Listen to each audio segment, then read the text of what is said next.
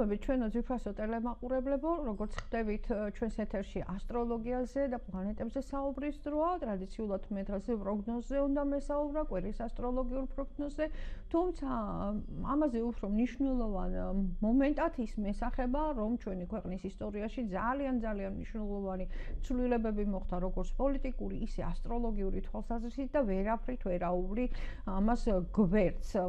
რაზე საუბრობ, მოგეხსენებათ სულ 2 დღის წინ ინაუგურაცია ჩატარდა, უბრალოდ გუშინ ინაუგურაცია ჩატარდა და რა კავშირშია ეს ასტროლოგიასთან. ცოტა შორიდან დავიწყებ და შეგახსენებთ, რომ ამ ეთერშიც და ბევრ სხვაგანაც მასმედიას საშუალებებით ქართველი ასტროლოგები არაერთხელ ვამბობდით იმას, რომ საქართველოს რუკა, ასტროლოგიური რუკა არის უკიდურესად სუსტი, იმის გამო, რომ ის თარიღი, რომელსაც ის ეყრდნობა, ეს გახლავთ საქართველოს დამოუკიდებლობის აღდგენის თარიღი უკიდურესად შეუფერებელი იყო და მრავალჯერ ითქვა ისიც, რომ რუკა შესაძლებელია, მაგრამ რისი მიხედვით ირჩევა ხოლმე თარიღი. მოდით ნახოთ, რა მოვლენებს ეფუძნება მსოფლიოს სხვადასხვა ქვეყნების ასტროლოგიური რუკები. მათგან უმეტესი ნაწილი ჩვენსავით დამოუკიდებლობის გამოცხადების ან აქტზე ხელისმოწერის თარიღზე იგება.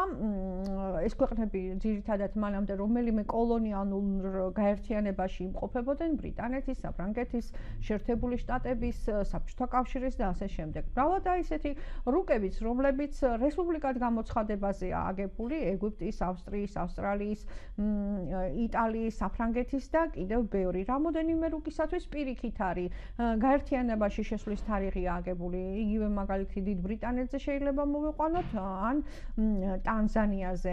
თითქმის ანალოგიურ მომენტად უნდა ჩაითვალოს კონსტიტუციის ძალაში შესვლის შვეიცარიის და შვეიცის მაგალითზე, ახალი ზელანდია, მექსიკა, დანია, აი ამ ქვეყნების მაგალითზე, ან ისეთი ცვლილებების შეტანის გაფორმებაც კონსტიტუციაში, რომელიც ასევე სტრუქტურულ ცვლილებებს იწვევს. ამ უკანასკნელის მაგალითად ბრაზილია და დანია შეიძლება რომ დავასახელოთ. შორს რომ აღარ წავიდე და არ შეგაწუხოთ ასტროლოგიური წიაღსვლებით, გეტყვით, რომ ქვეყნების რუკები დგებოდა და დგება ძირითადად ისეთ მომენტებზე, როდესაც რაღაცა მნიშვნელოვანი პოლიტიკური ცვლილებები ტარდება ქვეყანაში. სალომე ზურაბიშვილის ინაუგურაციასთან ერთად ძალაში შევიდა კონსტიტუციის ახალი პროექტი, მოგეხსენებათ, რომელიც საქართველოს საპრეზიდენტო მმართველობიდან საპარლამენტო მმართველობის რელსებზე გადაიყვანს.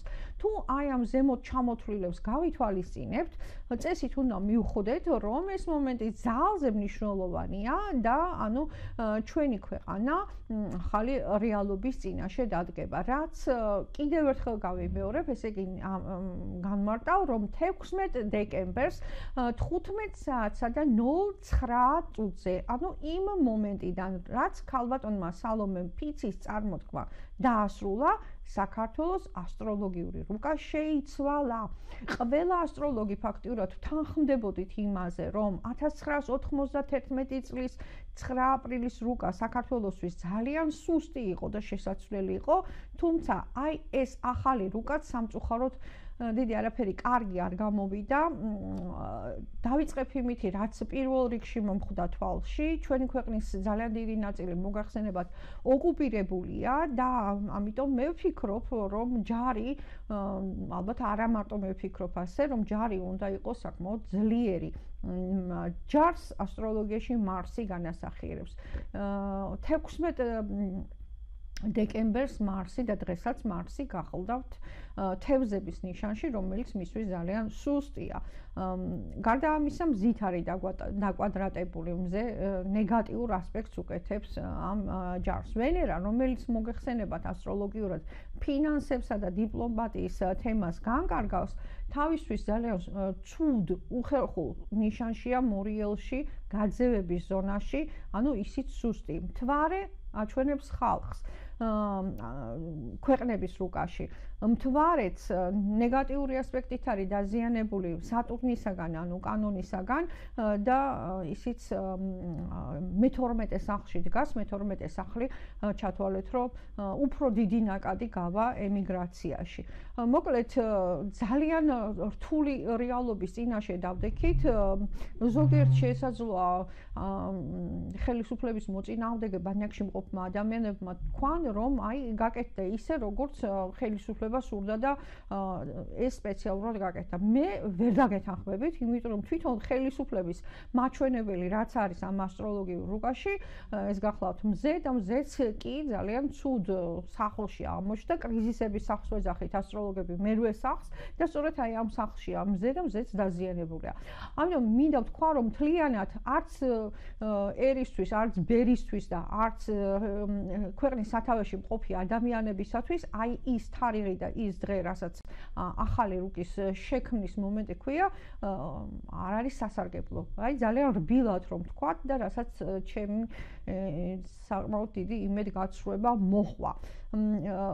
თუ კონსტიტუციურად ეს დღე აუცილებლად უნდა დანიშნულიყო სხვადასხვა ვადების და თარიღების გათვალისწინებით, ის მაინც შეიძლებოდა რომ გაკეთებულიყო, რომ ასტროლოგების კონსულტაცია მოესმინათ, მიიღოთ რაღაც გარკვეული მოსაზრებები, რომ თუნდაც საათი მაინც შერჩეულიყო უკეთესი, რომ სახლების განაწილება ყოფილიყო უკეთესი და ნაწილობრივ მაინც გამოესწორებინა ის რთული მდგომარეობა, რომელსაც 16 დეკემბრის თარიღი იძლევა.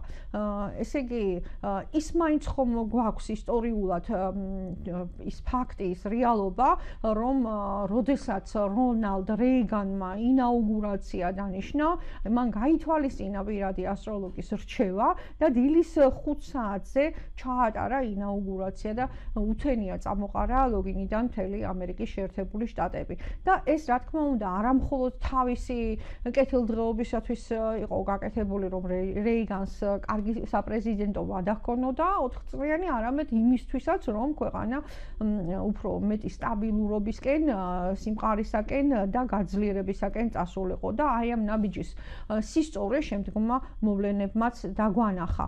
ჩვენ ეს ამერიკაში ეს ეხება. ჩვენთან ასტროლოგებს ამჯერადაც არაფერი არ ვკითხეს.